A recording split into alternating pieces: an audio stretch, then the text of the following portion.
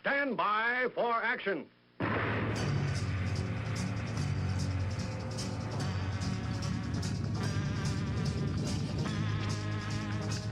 Thanks for joining me. My name is Dave Milner. I am the Unpleasant Blind Guy, and I want to welcome you to part 2 of this episode of the Unpleasant Blind Guy on EDL Radio.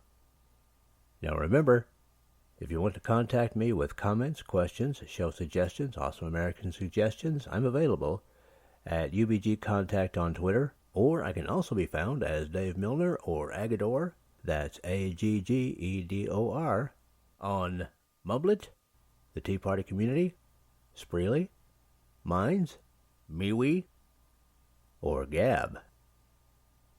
Now let's begin.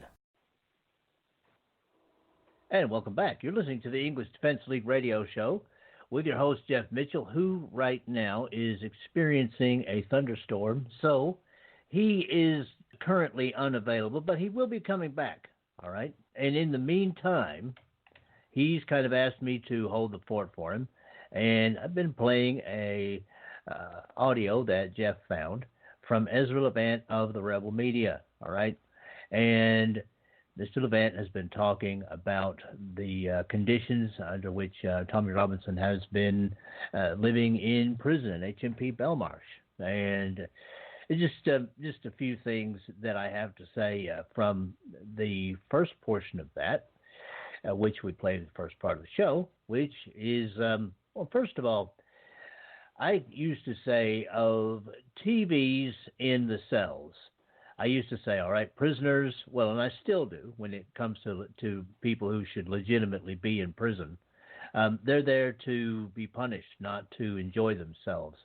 But in Tommy Robinson's case, he shouldn't even be in prison. So I'm very happy to hear that he does have at least a TV to help pass the time, because from everyone that I've known who's been inside, that is the main thing, just trying to find some way to pass the time.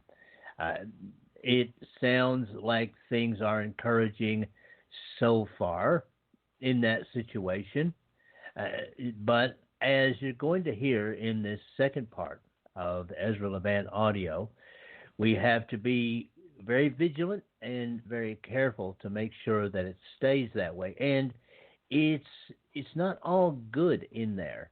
As you heard, first of all, in the previous audio, Mr. Robinson should be getting a daily visit, but the British prison system does have issues of its own. We learned things about that when we heard about what actually happened to Kevin Crean, that he fell through the cracks of the system and they just didn't take care of him as they should have done. But in this case, there are too few staff to allow Mr. Robinson the daily visits that he really is due in his situation. But at least he gets 3 visits a week.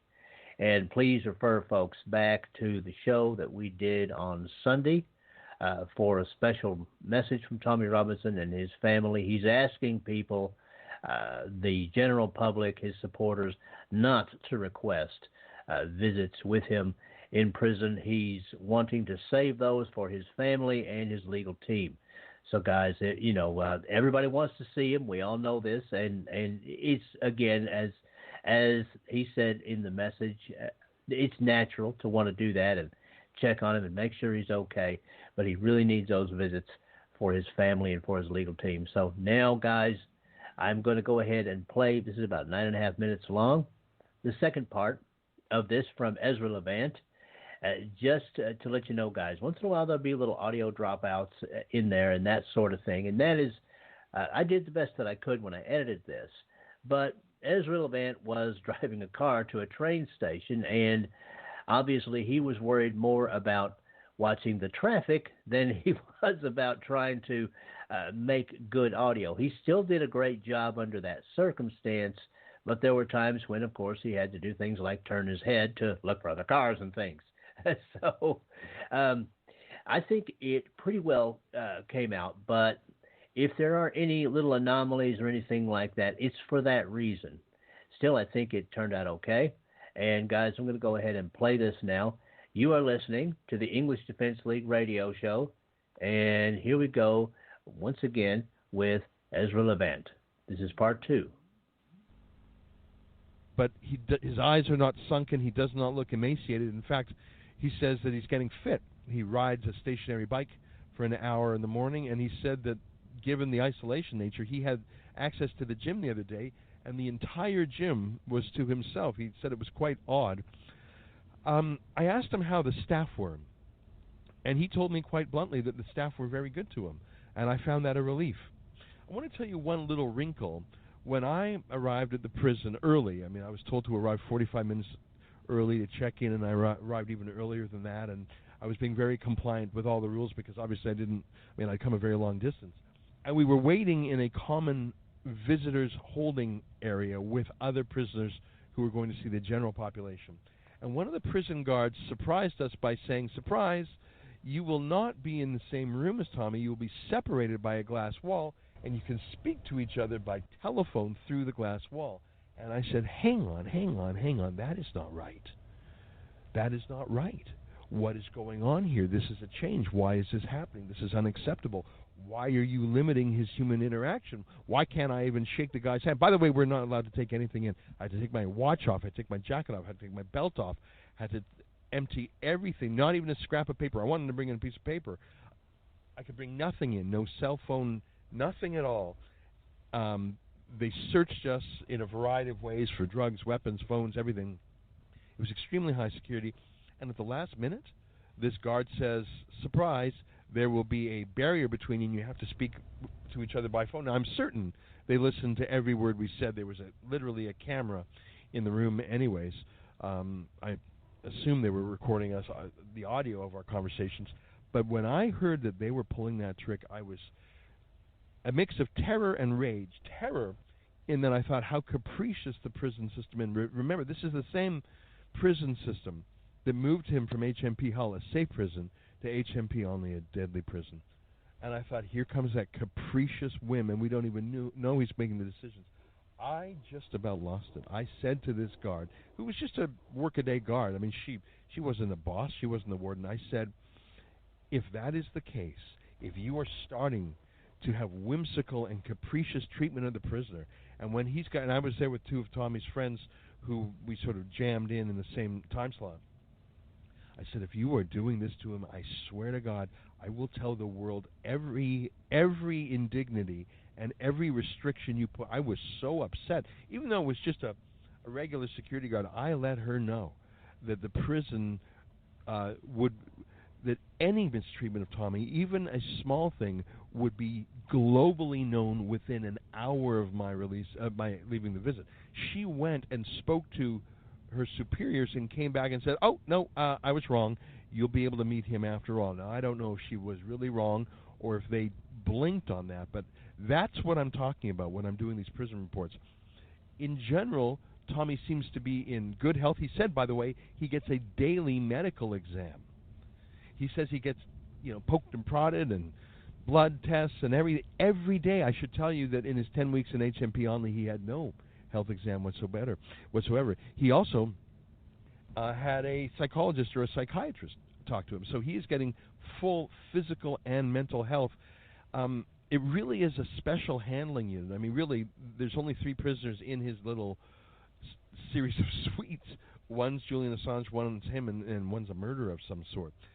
So he went from being literally thrown in a hole in Onley to being measured and observed and poked and prodded continuously. Now, I suppose this is the better of the two. The fact that he's in this maximum security prison, in this holding cell designed for extreme prisoners, is a joke if it weren't so outrageous. Tommy is not in jail for a crime. It was a civil offense of contempt of court. But I have to say that my fears were somewhat allayed. He's 12 days into his sentence. He has not been starved. He has not been poisoned. He has not been threatened. He has not been abused. He has not received access to his lawfully entitled prison visits, and that's a concern. The fact that guard tried or said we were going to be behind a pane of glass told me that there's still a whimsical approach. She may have just been mistaken. I'll grant that that's a possibility. But given Tommy's treatment in the prison system before, I'm extremely skeptical. I spoke with Tommy at some more length, and I left after about an hour because, as you can see, I'm in the car. I got to rush to Paddington Station and get straight to the airport. I got to get on that plane. But I told him that I would continue to visit, and he was glad that I would. And, of course, we had talked about this before his sentence, because it's important that he stay in proper care. Because you'll recall his last sentence, everything was fine at HMP Hull until the day it wasn't.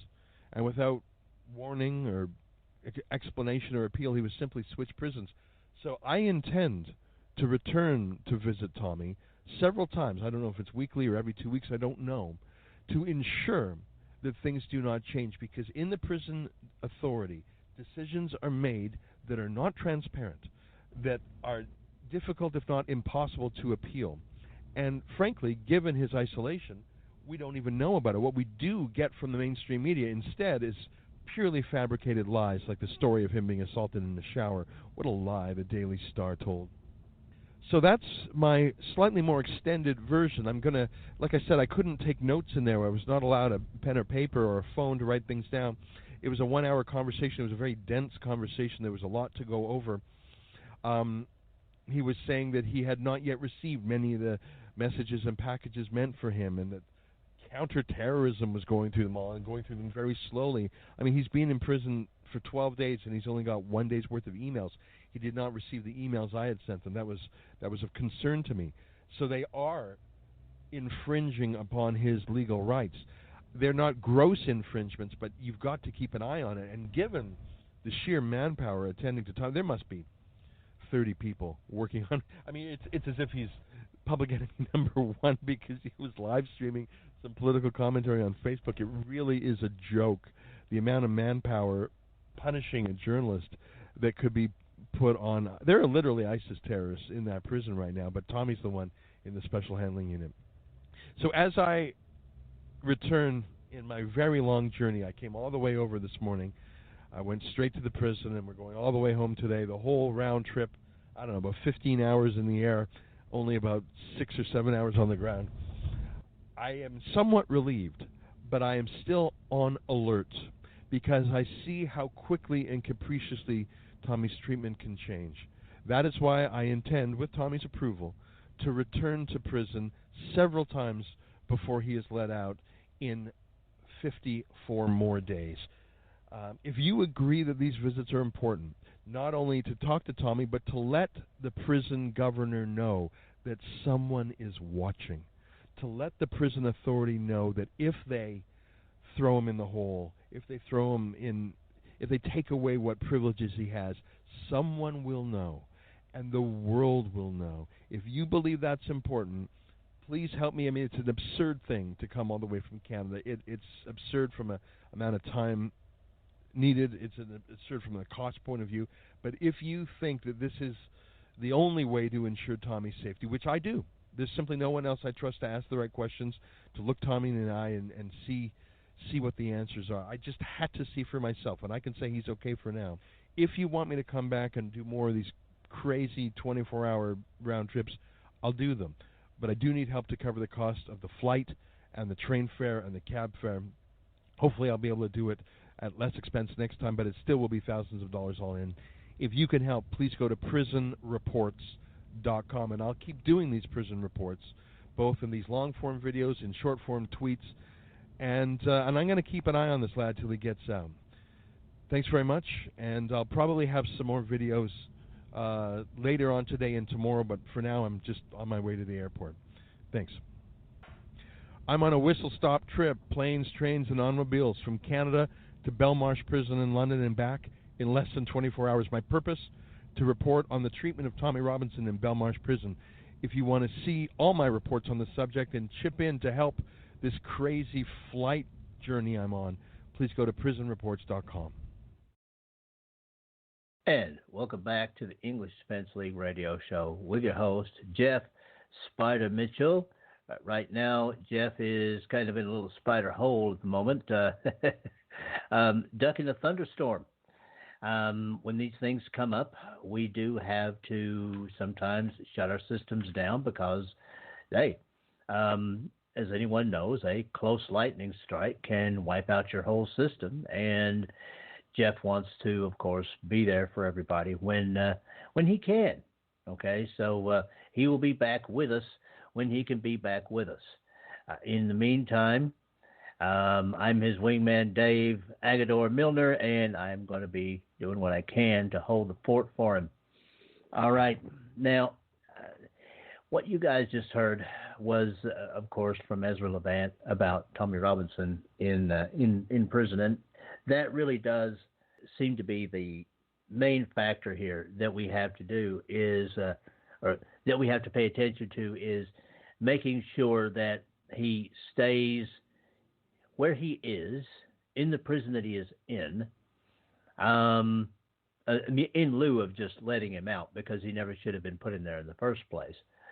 And with the level of safety and privilege that he has, again, because he shouldn't be there in the first place. The last time he was in prison, you guys did hear this, he was taken from a relatively safe position and put into an extremely dangerous one, and put under what can only be described as mental torture for a period of weeks. Now, this is the kind of thing that we're trying to avoid this time. So it is good for people to know that there is someone in there watching, or someone who can go there and watch and make sure that this skullduggery does not happen. Now, it appears, to me at least, that the prison system is trying to dot all the I's and cross all the T's when it comes to treatment. I think this is partly because of people like Ezra Levant and others, again, such as ourselves, who reported on and then spread the news about the treatment that Tommy Robinson got last time. They don't want that to happen again because, let's face it, guys, the UK government, even though their pet media are out there saying they did the right thing and they're high-fiving each other and chest-bumping each other and talking about how awesome it is, they know that it was the wrong thing to do. They skewed their own legal system around like a pretzel, and what happened to Tommy Robinson was nothing more and nothing less than selective prosecution. Because if it hadn't been, there would have been at least a dozen other reporters in prison with Mr. Robinson. That didn't happen, okay? And by that, we can conclude that Tommy Robinson is in prison because he is Tommy Robinson. And we are going to be monitoring things ourselves in every way that we possibly can while he is in prison to make sure that the rest of the world knows what's going on with him and what the UK government is putting him through. All right. Now, before we move on, I'm going to go ahead and tell you guys, again, we're going to do this as long as Mr. Robinson is incarcerated. We may cut it out a day or two before, because obviously sending him snail mails a day or two before, they're obviously not going to get there.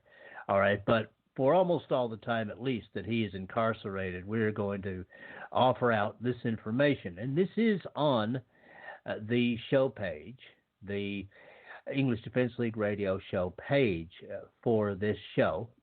And you can get to that, by the way, guys, and you can get to the chat room for our program. And you do that by logging on to blogtalkradio.com. You go to the top of the search, you go to the top of the page there, and there's a white search box to search for EDL Radio. Follow the links, and you'll get to the show page. Now, you can be a part of the chat room. All you have to do is log in. You do not have to log in, however, to get this information, okay? Now, you can send a snail mail to Tommy Robinson while he is in prison with the info below, or you can use the link that I'm going to give you, quoting his name and prison number, to send him an email, all right? Now, his name is, this may be a shock to some of you people, unless you read a newspaper His name is Stephen, Stephen, Yaxley Lennon. That's Yaxley, space, no dash, Lennon. Now, his prison number is A2084CG. That's A as in Alpha, 2084, C as in Charlie, our executive producer, and G as in Golf. A2084CG. That's his prison number. Okay, need those if you're going to write to him. A paper mail, a snail mail, however you want to put it, paper letter. HMP Belmarsh is where he is. Now, HMP, of course, stands for Her Majesty's Prison. That's on Western Way, Thamesmead. Now, especially for you Americans, Thamesmead is spelled Thamesmead, and that's in London. And the postal code for that, again, for Americans, that would be the zip code for that, is SE280EB. That's S as in Sierra, E as in Echo, 28, then 0, then E as in Echo, and B as in Bravo. All right? SE280EB. Now, if you want to write Tommy Robinson an email, you can do that for the price of about 40p in the UK, a little bit less than $1 here in the United States. All right? And for that, okay, you will need to register on this website. But once you're done with all that hoopajoo, you can actually get this done, okay? The link to go to get this, to write Tommy Robinson an email is https://www.emailaprisoner.com. Email a prisoner is one word.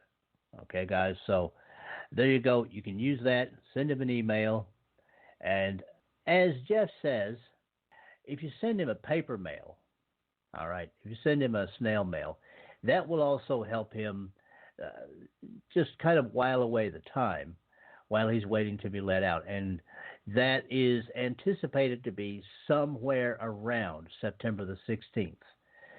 I don't like to make precise predictions on things like that because you never know.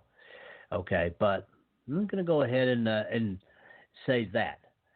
In the meantime, yeah, if you want to send him that kind of mail, I'm sure you would appreciate it. But if not, the emails will be encouraging as well. And that is it for this time. Next time, part 3. I appreciate each and every one of you.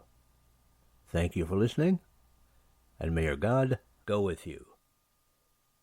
Goodbye. The Unpleasant Blind Guy is copyright 2019. Anno Domini.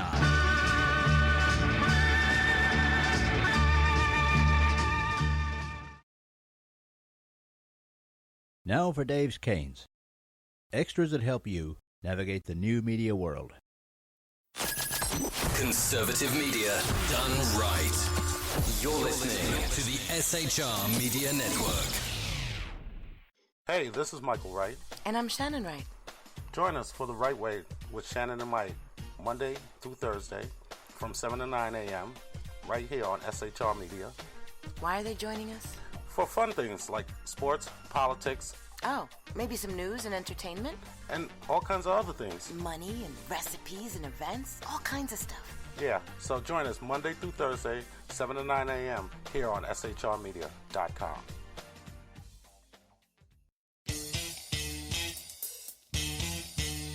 From a public locker inside a dilapidated Long Island rail station comes a show designed to piss off liberals using truth, facts, and ridicule. The Lid Radio Show, featuring the conservative voice from the People's Republic of New York, the Lid himself, Jeff Dunitz. Tune in every Wednesday at 2 p.m. Eastern, 11 a.m. Pacific on the SHR Media Network. Go to shrmedia.com. At Lid Radio, we fight for the truth, justice, and a good kosher T-bone. If you don't listen, Hillary Clinton might sneak into your bedroom in her housecoat late at night and blame you for her election loss. It's the Lid Radio Show with Jeff Dunitz.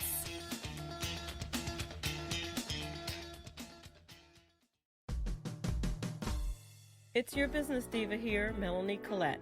I am inviting you to a front row seat as I discuss some of the most intriguing details of wealth and finance with today's movers and shakers in the world of business.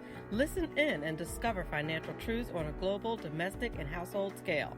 Uncover topics that will impact your wallet today and in the future. Money Talk with Melanie airs Monday through Friday, 5 p.m. East, 2 p.m. West, right here on SHR Media and High Plains Pundit Talk Radio. You can't afford to miss it.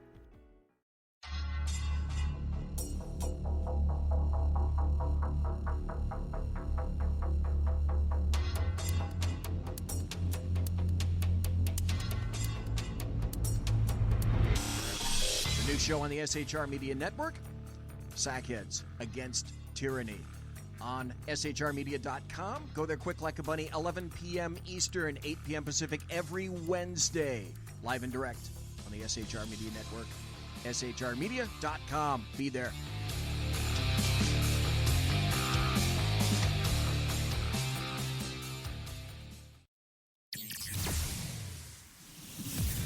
Broadcasting behind enemy lines in occupied California, a mere 2 miles from the state capital, the bloviating Zeppelin's Berserk Bobcat Saloon Radio Show can be heard every Tuesday and Thursday night at 8 p.m. Pacific and 11 p.m. Eastern, only on the SHR Media Network. Go to shrmedia.com to listen. You can also watch on the SHR Media Facebook page and the SHR Media YouTube channel. No goldfish were abused in the making of this ad.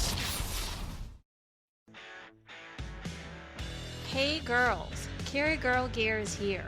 More and more women every day are concealed carrying, participating in competitive shooting, and getting firearms training.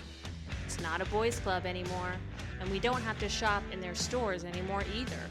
Finally, a cool and unique clothing line just for women. Dope tees and hats for the patriotic concealed carry and 2A girl. So what are you waiting for? Go check out carrygirlgear.com today.